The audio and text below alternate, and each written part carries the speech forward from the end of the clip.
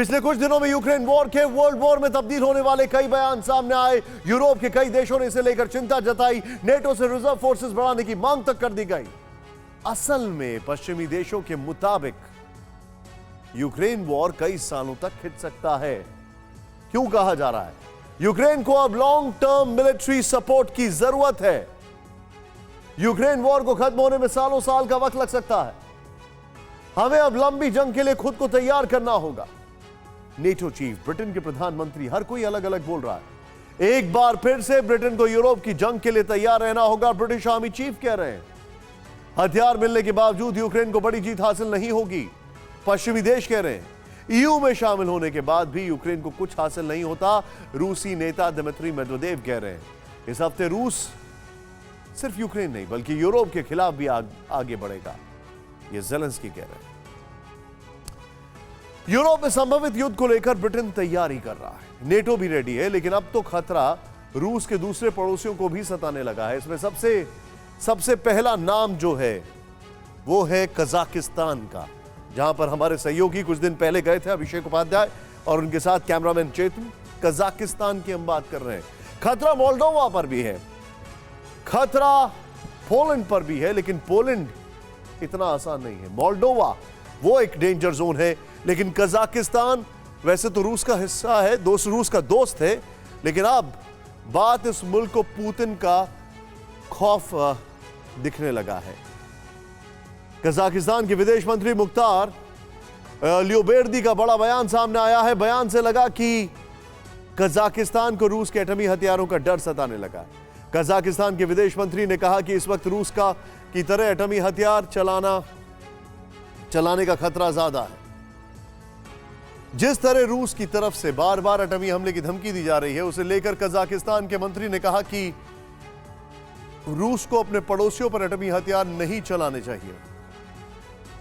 Appeal तो यह भी की गई कि मॉस्को और वॉशिंगटन समेत जिसके पास भी न्यूक्लियर वेपन हो, वो सब अपने एटमी हथियारों को 2045 तक खत्म कर दे। कजाकिस्तान के फॉरेन मिनिस्टर ने कहा कि यूक्रेन वॉर के बाद जिस तरह के हालात बने हैं, उसके मद्देनजर दुनिया से एटमी हथियार का खात्मा जरूरी है। कजाकिस्तान के इनिशिएटिव पर पिछले साल treaty on the prohibition of nuclear weapons की शुरुआत भी हुई। इसमें 60 से ज्यादा देश शामिल हुए। आज इसकी पहली मीटिंग वियना में होने वाली है, लेकिन जिन देशों के पास एटमी हथियार हैं वो इस ट्रीटी के मेंबर नहीं हैं। इसीलिए कजाकिस्तान एटमी हथियार को लेकर आशंकित है, खासकर रूस के एटमी वेपन्स को लेकर। मगर कजाकिस्तान के डर की एक और वजह सामने आई। क्या है ये, इस रिपोर्ट में देखते हैं। कजाकिस्तान अपूर्ण राज्यों को मान्यता नहीं देता। मेरे विचार में लुहांस्क और डोनेत्स्क भी अपूर्ण राज्य ही हैं। मंच सजा हुआ था, कैमरे ऑन थे। पुतिन के ठीक पास पड़ोसी मुल्क कजाकिस्तान के राष्ट्रपति तोकायेव बैठे हुए थे। लेकिन जैसे ही तोकायेव ने पुतिन के सामने डोनेत्स्क और लुहांस्क को लेकर अपने देश का पक्ष रखा, अपनी बात रखी, चारों तरफ सन्नाटा छा गया। एक छोटे से मुल्क के राष्ट्रपति ने सुपर पावर रूस को गुस्सा दिला दिया और पुतिन की नाराजगी उनके हाव भाव से दिखाई दी। कुछ पल तक सन्नाटा रहा, शायद ये तूफान से पहले की शांति थी। फिर सुनिए कजाकिस्तान के राष्ट्रपति ने पुतिन के सामने उनके ही फैसले को किस तरह चुनौती दी। अगर जनमत संग्रह होने से ही सब तय होने लगा तो फिर दुनिया में 193 की जगह 600 मुल्क हो जाएंगे। हर तरफ अफरा तफरी मचेगी। हम ताइवान, कोसोव, साउथ ओसेटिया और अबखाजिया जैसे अपूर्ण राज्यों को मान्यता नहीं देते। कजाकिस्तान अपूर्ण राज्यों को मान्यता नहीं देता। मेरे विचार में लुहांस्क और डोनेत्स्क भी अपूर्ण राज्य ही है।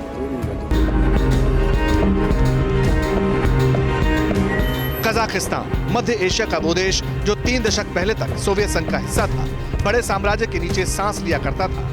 कोल्ड वॉर के बाद जब आजादी मिली तो उसके बाद भी रूस की सरपरस्ती में ही आगे बढ़ा। रूस का ऐसा दोस्त जिस पर आंख बंद करके भरोसा किया जा सकता था, और वक्त वक्त पर रूस ने भी दोस्ती का फर्ज अदा किया। लेकिन Saint Petersburg international economic summit अचानक तोकायेव के पुतिन विरोधी बयानों ने कई सवालों को जन्म दे दिया। क्या पुतिन की नाराजगी कजाकिस्तान को भारी पड़ेगी? क्या यूक्रेन वाला सीन कजाकिस्तान में भी रिपीट होगा? क्या अब कजाकिस्तान पर हमला करेगा रूस?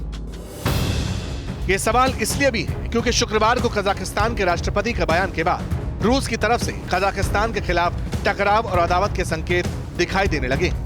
रूस के वो बयान बहादुर जो ब्रिटेन और अमेरिका को एटम बम से खत्म करने की धमकी देते हैं, उनका नया टारगेट अब कजाकिस्तान बन चुका है। आंतरिक सुरक्षा पर रूसी संसदीय कमेटी के डिप्टी चीफ का सनसनीखेज बयान सामने आया। कॉन्स्टेंटिन ज़ैटुलिन ने यूक्रेन की तरह कजाकिस्तान पर हमले की धमकी दी। ज़ैटुलिन ने कहा, कजाकिस्तान में कई ऐसी जगह हैं जहां रूसी लोगों की तादाद ज्यादा है और इनका कजाकिस्तान के साथ एक कमजोर रिश्ता है। ज़ैटुलिन ने कहा, अगर दोस्ती रहेगी तो जमीन का विवाद नहीं होगा, लेकिन अगर दोस्ती नहीं रही तो फिर कुछ भी हो सकता है, जैसा कि यूक्रेन के साथ हुआ। अब अगर यूक्रेन वाले जंग के चैप्टर को रिवाइंड करेंगे तो पता चलेगा कि सबसे पहले पुतिन ने डोनबास का ही जिक्र किया था। कहा था कि कई साल से इस इलाके में रूसी लोगों के खिलाफ नरसंहार किया जा रहा है। इसी के बाद पुतिन ने डोनेस्क और लुहांस्क को इंडिपेंडेंट स्टेट डिक्लेयर कर दिया था। यही बात उन्होंने शुक्रवार को इकोनॉमिक फोरम पर भी दोहराई थी, जिसे लेकर कजाकिस्तान ने किनारा कर लिया। स्पेशल मिलिट्री ऑपरेशन का मकसद यही था कि डोनबास में रूसी भाषा बोलने वाले लोगों को बचाया जा सके। रूस के सैनिक डोनबास में विकास को बचाने की भी लड़ाई लड़ रहे हैं।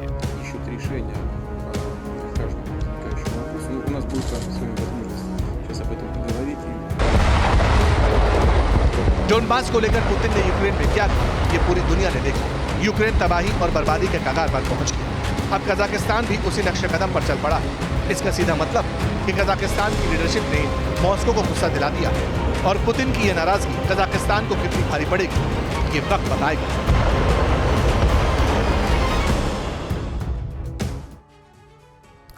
एक बात साफ है कि रूस और कजाकिस्तान के बीच सब पहले जैसा नहीं है। दोनों देश टकराव की तरफ बढ़ रहे हैं। एक्सपर्ट्स यहां तक कह रहे हैं कि रूस और कजाकिस्तान के बीच संबंध और बिगड़े तो एशिया और यूरोप में अस्थिरता का नया दौर शुरू हो सकता है। ऐसे में समझना जरूरी है कि कौन से वो संकेत हैं जो रूस और कजाकिस्तान में टकराव की तरफ इशारा कर रहे हैं। आइए इसको जरा प्ले ऑन करें। यहां पर कजाकिस्तान ने रूस से नजदीकी होने के बावजूद यूक्रेन के क्षेत्रीय अखंडता का समर्थन किया। नंबर 1, डोनेस्क लुहांस्क को मान्यता देने का कोई इरादा नहीं रखता कजाकिस्तान, यह भी साफ कर दिया।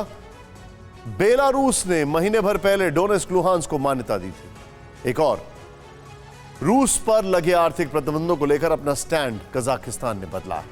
यूएसए और यूरोपीय संघ रूस की मदद करने पर प्रतिबंध लगा देंगे, कजाकिस्तान का यह कहना।